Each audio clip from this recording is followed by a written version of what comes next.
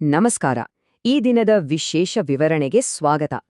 ಜೀವನದಲ್ಲಿ ಎದುರಾಗುವ ಸವಾಲುಗಳನ್ನ ಧೈರ್ಯವಾಗಿ ಮೆಟ್ಟಿ ನಿಲ್ಲೋದಕ್ಕೆ ಹಾಗೆ ಮನೆಗೆ ಒಂದು ದೈವಿಕ ರಕ್ಷಣೆ ತರೋದಕ್ಕೆ ಹನುಮಂತನ ಆರಾಧನೆಗಿಂತ ಶ್ರೇಷ್ಠವಾದದ್ದು ಬೇರೊಂದಿಲ್ಲ ಅಲ್ವಾ? ಅದರಲ್ಲೂ ವಿಶೇಷವಾಗಿ ಶನಿವಾರದಂದು ನಾವು ಮನೆಯಲ್ಲೇ ಬಹಳ ಸರಳವಾಗಿ ಆದ್ರೂ ಸಂಪೂರ್ಣ ಶಾಸ್ತ್ರೋಕ್ತವಾಗಿ ಹನುಮ ಪೂಜೆ ಹೇಗೆ ಮಾಡ್ಬೋದು ಅನ್ನೋದನ್ನ ನಾವಿಂದು ನೋಡ್ಲಿದ್ದೇವೆ. ಬನ್ನಿ, ಮನಸ್ಸನ್ನು ಶಾಂತಗೊಳಿಸಿ ಈ ಭಕ್ತಿಯ ಪಯಣ ಶುರು ಮಾಡೋಣ. ಇವತ್ತಿನ ಈ ವಿವರಣೆಯಲ್ಲಿ ನಾವು ಮುಖ್ಯವಾಗಿ 5 ಹಂತಗಳನ್ನ ನೋಡಲಿದ್ದೇವೆ. ಕರ್ನಾಟಕದ ಪವಿತ್ರ ಹನುಮ ಪರಂಪರೆ, ಶನಿವಾರದ ಪೂಜೆಯ ಮಹತ್ವ, ಬೇಕಾಗುವ ಮುಖ್ಯ ಸಾಮಗ್ರಿಗಳು, ಸರಳ ಪೂಜಾ ವಿಧಾನ, ಹಾಗೆ ಕೊನೆಯಲ್ಲಿ ಸಿಂಧೂರ ಮತ್ತು ಹನುಮಾನ್ ಚಾಲೀಸಾದ ಮಹತ್ವ.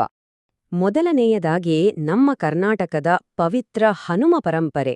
ಮಧ್ವ ಪರಂಪರೆಯಲ್ಲಿ ಹನುಮಂತನನ್ನು ನಾವು ಬಹಳ ಭಕ್ತಿಯಿಂದ ಮುಖ್ಯ ಪ್ರಾಣ ಅಂತ ಆರಾಧಿಸ್ತೇವೆ.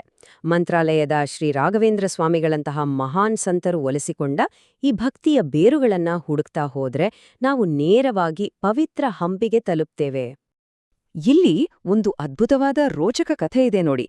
ಮಹಾನ್ ಸಂತ ಶ್ರೀ ವ್ಯಾಸರಾಜರು ತುಂಗಭದ್ರಾ ನದಿ ತೀರದಲ್ಲಿ ಧ್ಯಾನ ಮಾಡುವಾಗ ಬಂಡೆಯ ಮೇಲೆ ಹನುಮಂತನ ಚಿತ್ರವನ್ನ ಬಿಡಿಸ್ತಿದ್ರು. ಆದ್ರೆ ಅಚ್ಚರಿ ಅಂದ್ರೆ ಚಿತ್ರ ಬಿಡಿಸಿದ ತಕ್ಷಣ ಆ ವಾನರ ಪ್ರಾಣ ಪಡೆದು ಹಾರಿ ಹೋಗ್ತಿತ್ತು. ಹೀಗೆ ಒಂದಲ್ಲ ಎರಡಲ್ಲ ಬರೋಬ್ಬರಿ 12 ಬಾರಿ ಆಯ್ತು ಅಂದ್ರ ನೀವು ನಂಬಲೇಬೇಕು.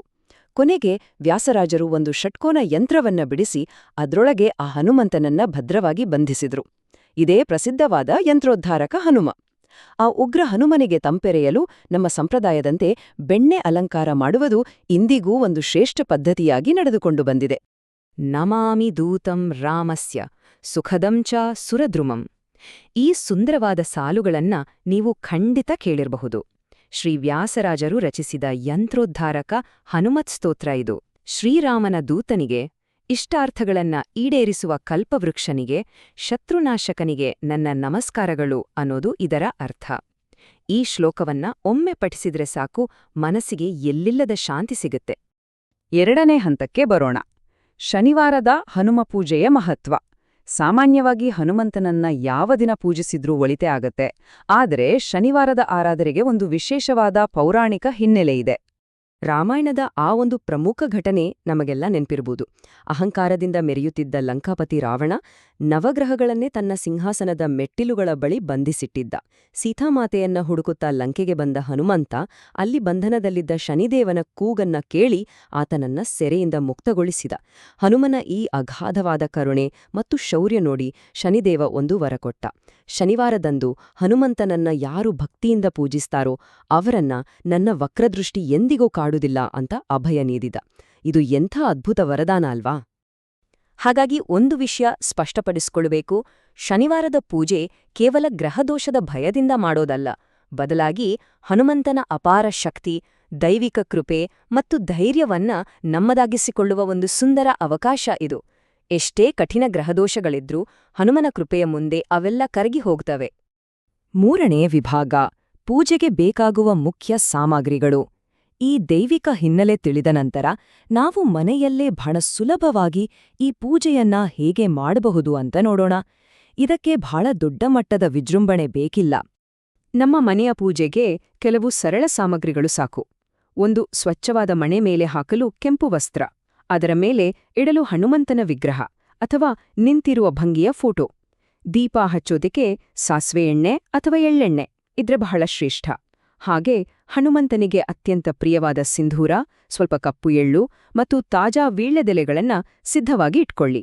ಇದರ ಜೊತೆಗೆ ದೇವರನ್ನ ಅಲಂಕರಿಸಲು ಕೆಂಪು ಬಣ್ಣದ ತಾಜಾ ಹೂಗಳು ಮತ್ತು ನೈವೇದ್ಯಕ್ಕೆ ಸ್ವಲ್ಪ ಬೆಲ್ಲ, ಬಾಳೆಹಣ್ಣು, ಹಾಗೆ ನಾವು ಆಗ್ಲೇ ಹೇಳಿದಾಗೆ ಸ್ವಲ್ಪ ಶುದ್ಧವಾದ ಬೆಣ್ಣೆ ಇಟ್ಕೊಂಡ್ರೆ ನಿಮ್ಮ ಪೂಜಾ ಮಂದಿರದ ಕಳೆನೇ ಬದಲಾಗ್ಬಿಡುತ್ತೆ. 4ನೇ ವಿಭಾಗ, ಸರಳ ಮನೆ ಪೂಜಾ ವಿಧಾನ. ಸಾಮಗ್ರಿಗಳೆಲ್ಲ ರೆಡಿಯಾದ್ಮೇಲೆ ಈ ಪೂಜೆಯನ್ನ ಶಾಸ್ತ್ರೋಕ್ತವಾಗಿ ಆದ್ರೆ ಸರಳವಾಗಿ ಹೇಗೆ ಮಾಡೋದು ಅನ್ನೋದನ್ನ ನೋಡೋಣ ಬನ್ನಿ. ಈ ವಿಧಿವಿಧಾನ ಬಹಳ ಸುಲಭ.